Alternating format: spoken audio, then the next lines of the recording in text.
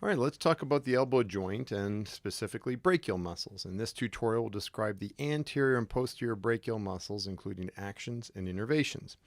So to start, what are these brachial muscles? There's four of them: biceps, coracobrachialis, brachialis, and triceps brachii. And these four muscles are divided into anterior muscles because they're on the front of the brachium. And these muscles have the following things in common. They flex the elbow joint, and they're innervated by the MC nerve, abbreviation for musculocutaneous nerve. Also, the last of the four is located on the back of the brachium, the posterior brachial muscle. There's one of them, it's the triceps, and this triceps muscle extends the elbow, and it's innervated by the radial nerve. So there we have basically this entire tutorial summed up right there. Shing, that's what you need to know. So to start, let's talk about the biceps brachii muscle. It gets its name because this biceps brachii muscle has or two seps, heads on the brachii, brachium, or arm. And it's a muscle, hence the name biceps brachii muscle. One of those heads is the long head. The long head gets its name because it's longer than the short. Huzzah. So there we've got the supraglenoid tubercle, and the glenoid labrum is the origin. And then this long tendon goes over the top of the head of the humerus and then down the intertubercular groove there. But because it's the long head of the biceps that goes through the groove, it's also called the bicipital groove. You'll often hear it called that. And then the muscle belly comes all the way down to the arm. And then the short head is going to arise from the coracoid process, along with the coracobrachialis and the pec minor. But the short head of the biceps comes all the way down and then joins with the belly of the long head, and they form wonder twin powers, and they come down and they attach to the radial tuberosity of the radius, which is located on its medial surface, a little bit more deep. So there's our biceps brachii. Now recall that the elbow joint in which this biceps crosses has two joints. It has a hinge joint, which flexes and extends, and a pivot joint, which pronates and supinates. And so if we see this hinge joint like this, we see that there's flexion and extension, but there's flexion that occurs.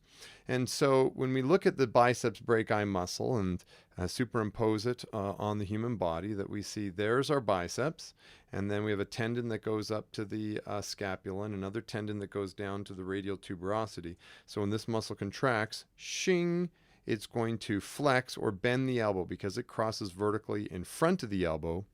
It's going to flex that joint, elbow flexion, from here to there. Now, recall that the elbow joint has also the pivot joint, which helps to pronate and supinate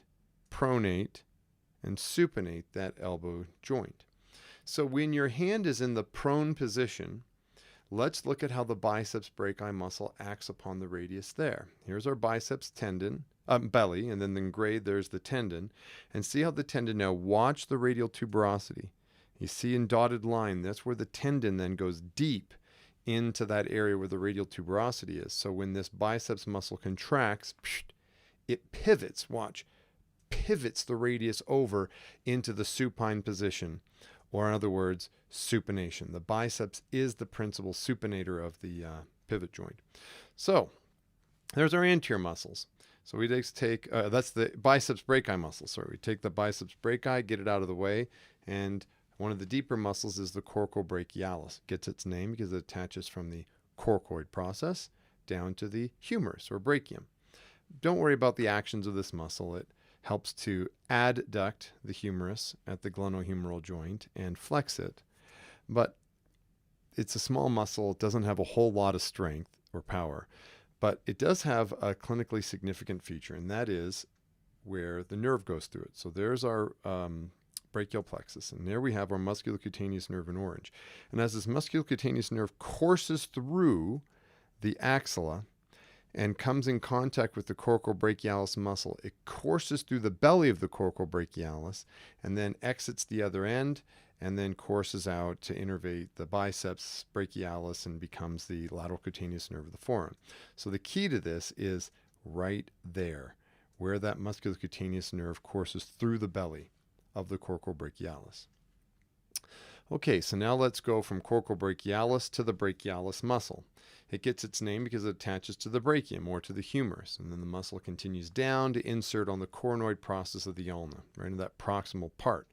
And so because this brachialis muscle crosses vertically in front of the elbow joint, it will also flex that elbow joint in that fashion.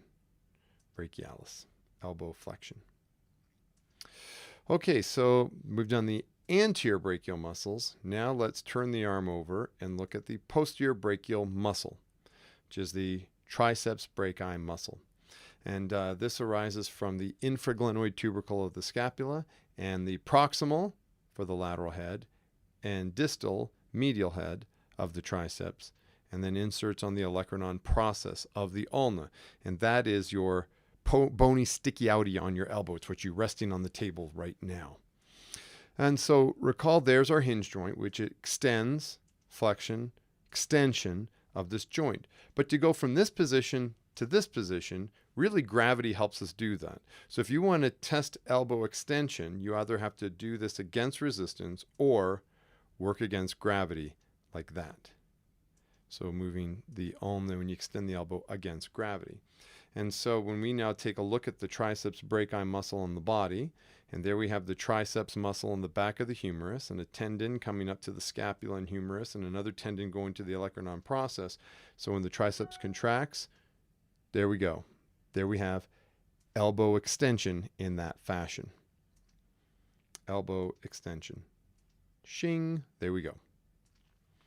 Okay, so what are anterior brachial muscles? They're innervations. So there's the musculocutaneous nerve will innervate all three of those muscles in the front of the brachium, biceps, coracobrachialis, brachialis. It's the musculocutaneous nerve, which comes from C5, C6, and C7. Now notice that the C6 level is much thicker and that you see C6 is bolded is to demonstrate that this C6 myotome is the big one that will flex the elbow.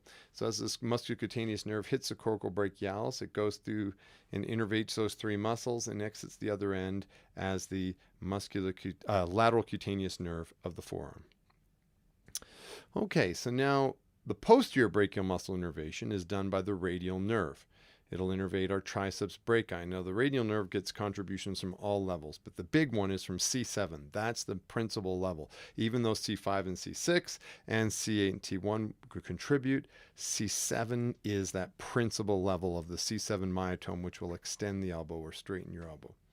Something I do want to mention about this is some topography of this radial nerve. So see that radial nerve coursing and courses deep to that triceps in this fashion. So if we ghost all the way through, so we see this radial nerve right there, not so much there or there, but right there where that radial nerve is abutting against the posterior mid-humeral shaft. There's that little groove called the radial groove or spiral groove.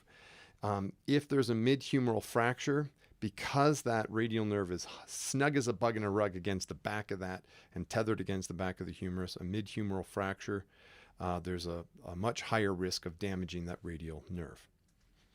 Okay, so in a nutshell, there we have our brachial muscles. 3 anterior, 1 posterior. Anterior flex the elbow and innervated by the musculocutaneous nerve. The triceps or posterior muscle extends the elbow and is innervated by the radial nerve. And there we've got brachial muscles.